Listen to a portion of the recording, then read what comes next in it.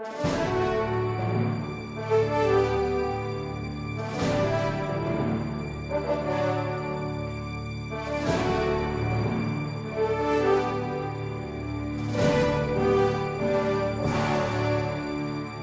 é o Padre Paulo Ricardo, acolhendo você com grande alegria no nosso programa semanal Testemunho de Fé. Nós estamos no 30º domingo do Tempo Comum. Nesse domingo a Igreja proclama o Evangelho de Marcos, capítulo 10, versículos de 46 a 52. Trata-se da famosa cura do cego Bartimeu, o cego de Jericó. Para nós entendermos corretamente o que é que Deus quer nos ensinar através desse Evangelho, nós precisaríamos colocá-lo no contexto. Interessante você notar isto. Os milagres de Jesus são verdadeiros. Eles realmente aconteceram. Mas quando o evangelista escolhe aquele milagre, entre tantos milagres que Jesus fez na sua vida aqui na Terra, esses milagres têm uma função pedagógica. Por quê? Porque os evangelhos não querem somente nos mostrar, curiosamente, acontecimentos ao acaso. Os evangelhos querem nos ensinar quem realmente é Jesus. Então, cada milagre é escolhido e colocado com um significado especial. Por quê?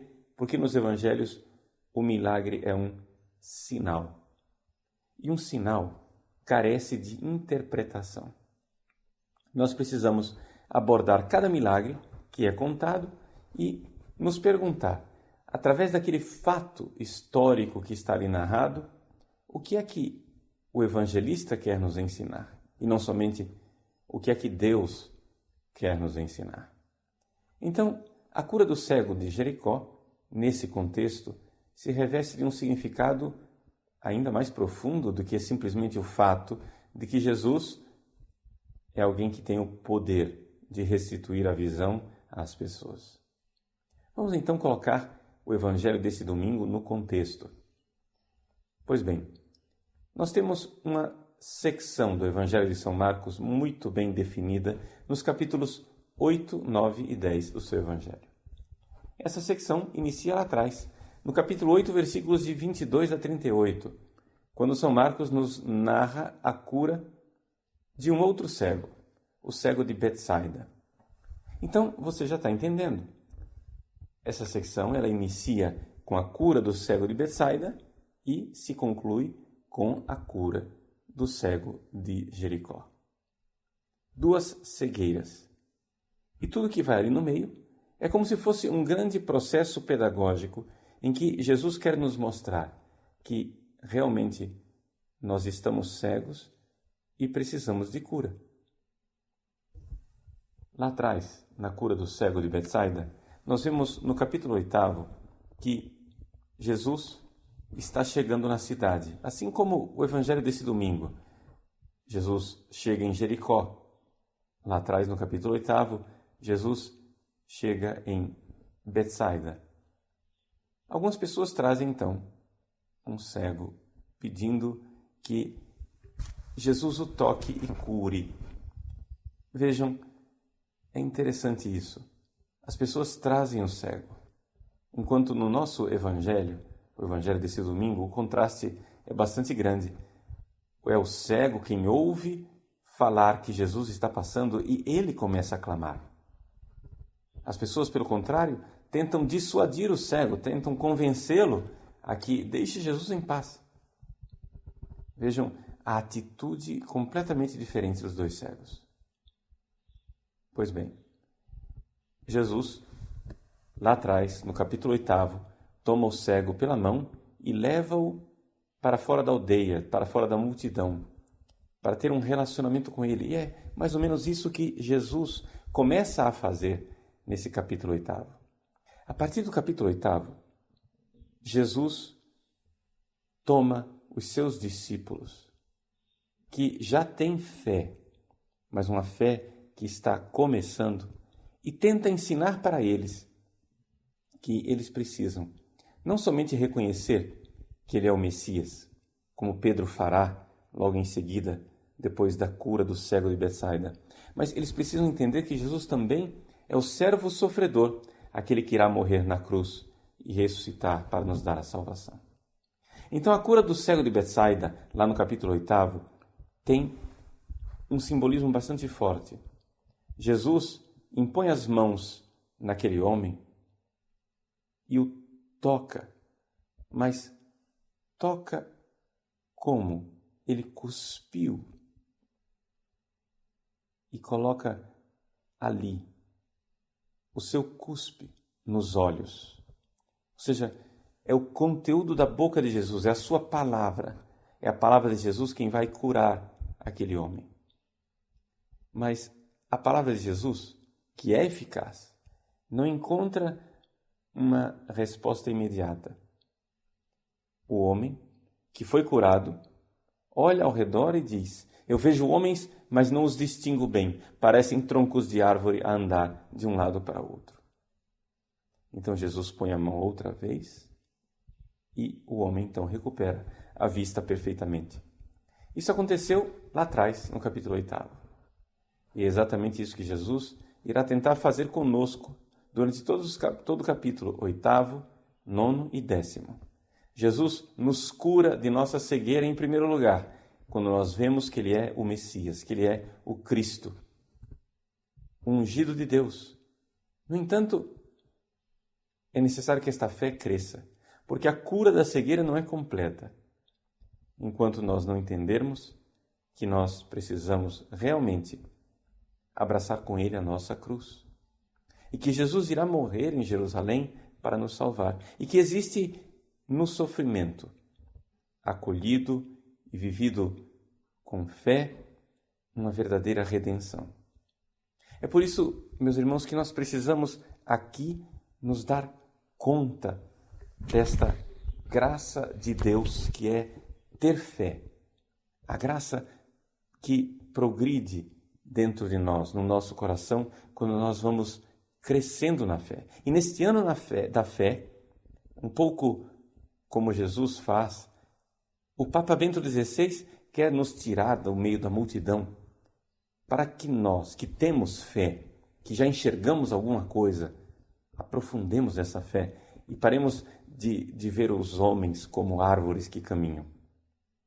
Pois bem, Jesus tentou fazer isso 3 vezes no Evangelho de Marcos. Primeiro, logo depois da cura do cego de Betsaida, Jesus pergunta: quem dizem que eu sou? Pedro responde no capítulo 8, versículo 29, tu és o Messias.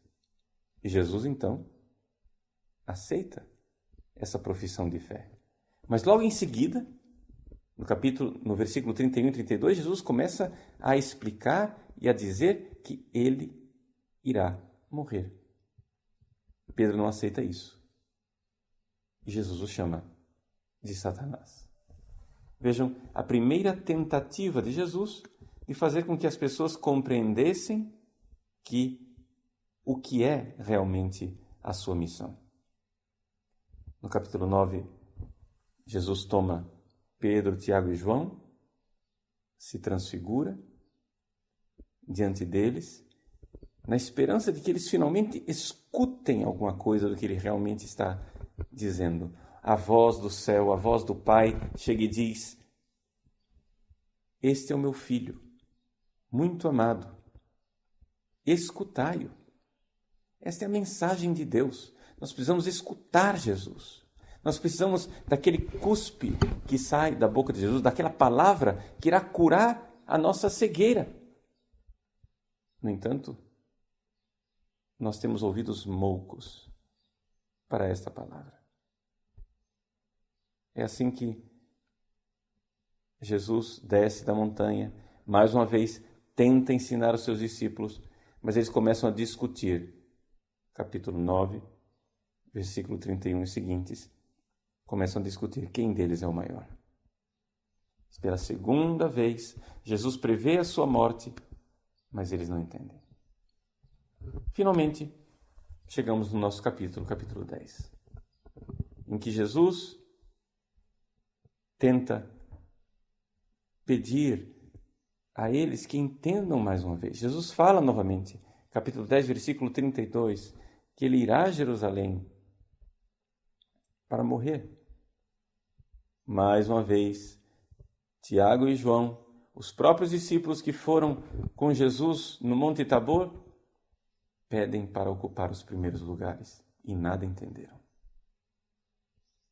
Parece a falência total das tentativas de Jesus de fazer com que esses homens enxerguem. Sim, ele é o Messias, mas eles precisam enxergar mais, porque a fé deles ainda é pouca. Eles precisam enxergar mais, precisam ver que esse Messias não é um Messias milagreiro, que veio aqui para resolver os nossos probleminhas. Não é um Messias que veio para simplesmente nos dar benesses aqui na terra. Não. Ele veio para nos ensinar o amor e nos abrir o caminho da salvação. Tudo isso acontece na cruz. O amor se revela na cruz. As portas da salvação se abrem no sacrifício da cruz. E é então que Jesus chega a Jericó. Chega a Jericó e nós temos esta cena interessantíssima do Evangelho de hoje. Jesus, que começa a passar, encontra no meio do caminho um pedinte cego. Vejam, a nossa tradução litúrgica, ela nos fala de um cego e mendigo. É verdade, está bem traduzido. Ele é cego, tiflos, e mendigo, prosaites. No entanto, se nós formos na etimologia da palavra, nós talvez expressemos isso de forma mais clara com a palavra pedinte. Prosaiteu, em grego, é exatamente isso, uma pessoa que suplica, que pede, que é a ideia de mendigo, é claro, é evidente. Mas a palavra mendigo não é tão clara aos nossos ouvidos quanto pedinte. Porque, de fato, Bartimeu vai se manifestar como verdadeiro pedinte. Ele é aquele que pede, que suplica, que grita, e aos berros ele diz: Filho de Davi, tem piedade de mim. É um pedinte, é um suplicante. E aqui nós todos nos colocamos nesta posição de cegos e pedintes. Cegos, porque temos fé, mas precisamos aumentar a nossa fé. Cegos, porque nós cremos que Jesus é o Filho de Deus que se fez homem. Nós cremos que Jesus é o Messias esperado, mas não estamos prontos para realmente seguir o Deus que se encarna e morre crucificado por nós. Porque existe em nós toda uma cegueira de coração que tem horror da cruz de Cristo. Nós temos horror do sacrifício e da nossa entrega.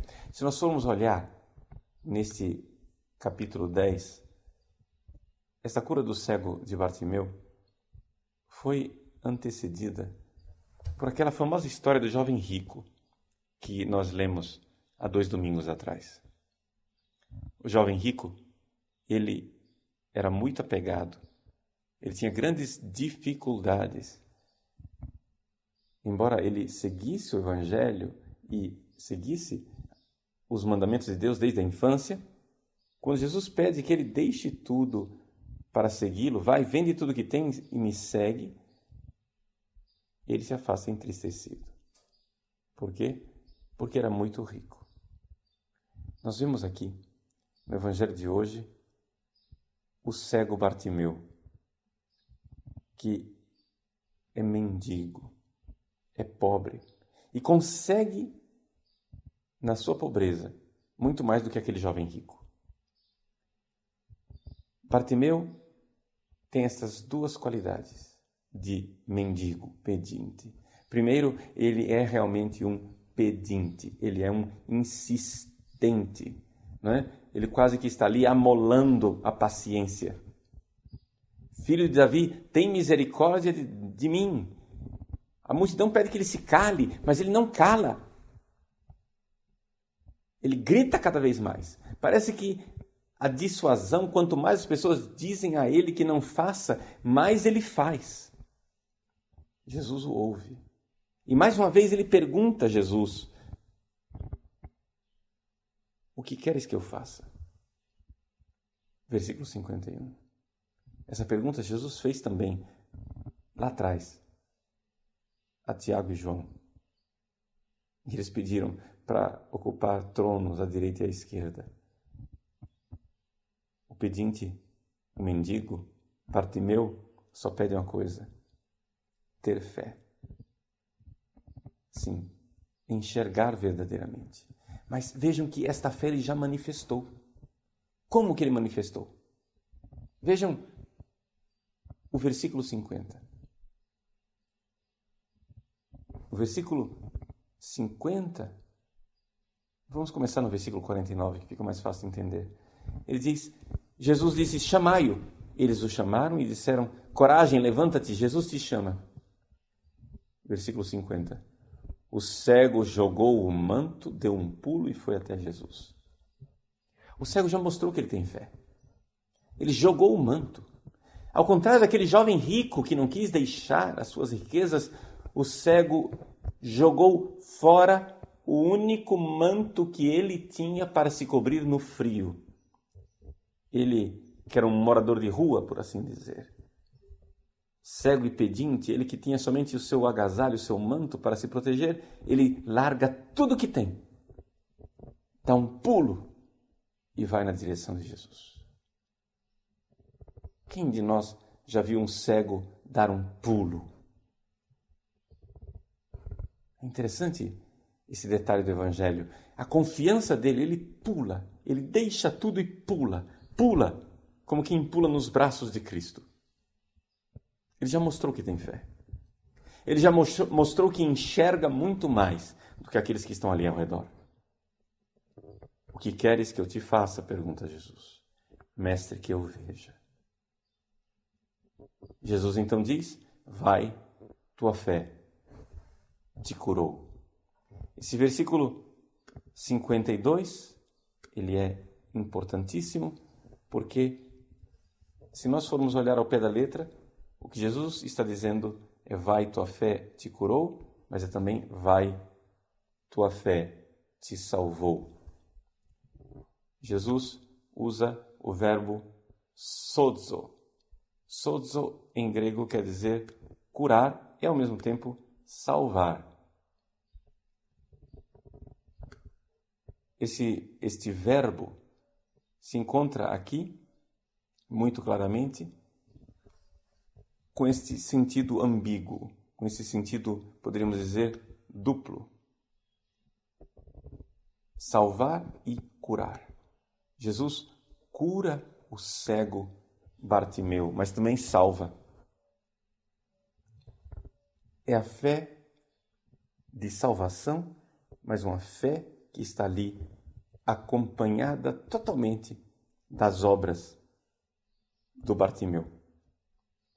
Porque no mesmo instante ele recuperou a vista e seguia Jesus pelo caminho. Ακολούθει αυτό εν τε ροδό. Ele era um acólito de Jesus. Ele acolitou Jesus, ele seguiu Jesus pelo caminho. E que caminho é esse? Se nós formos olhar, o capítulo 11 inicia com a cena da entrada de Jesus em Jerusalém. Jesus vai entrar na Cidade Santa para se oferecer em sacrifício, para morrer por nosso amor. Ali os preparativos da entrada, o jumentinho, etc.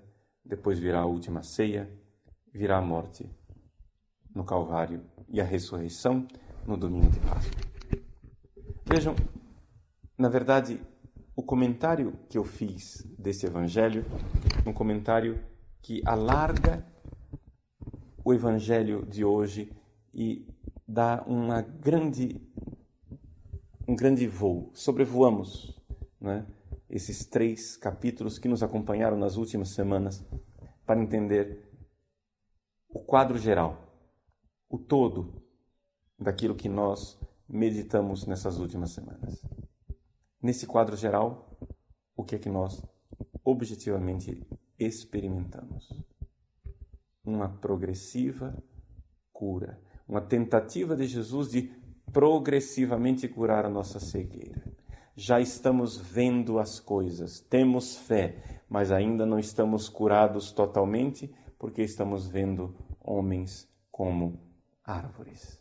É somente se nós fizermos este verdadeiro seguimento de Cristo, se nós seguirmos a Cristo na cruz, se nós subirmos de Jericó para Jerusalém com Cristo, como faz o cego Bartimeu, é que nós temos verdadeiramente fé.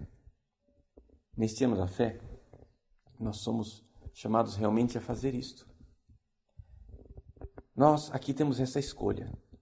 Ou nós seremos como Bartimeu, homens curados que enxergam, ou nós seremos como Pedro. Sim, Pedro que lá atrás, no capítulo 8, era como aquele cego de Betsaida. O cego de Betsaida e Pedro são quase que a mesma pessoa. O cego de Betsaida é um homem que manifesta na sua cegueira física aquilo que Pedro viveu na sua cegueira espiritual. O cego de Betsaida vê, mas vê de forma imperfeita, vê árvores. Jesus o cura perfeitamente numa segunda etapa. Assim também Pedro. Pedro vê, porque professa a fé e diz: Tu és o Messias. Mas ao mesmo tempo, Jesus tem que dizer para ele: Pedro, eu vou sofrer.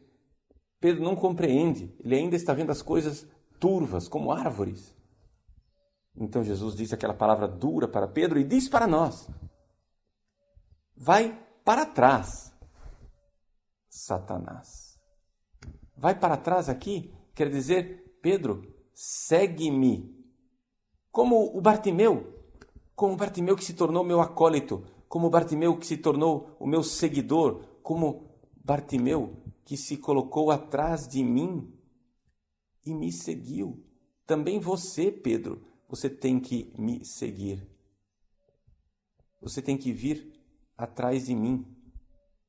Essa mensagem de Cristo para Pedro. É por isso que Pedro tem que deixar de ser pedra de tropeço para ser pedra que edifica verdadeiramente a igreja. Mas nós só seremos pedra que edifica a igreja se nós estivermos dispostos a abraçar a cruz com Cristo. Jesus quer que Pedro o siga. Jesus diz para Pedro: Hypage opissumu, Satanás. Vai para trás de mim, Satanás. É exatamente a mesma palavra que é usada para o cego Bartimeu, aqui no capítulo 10, versículo 52.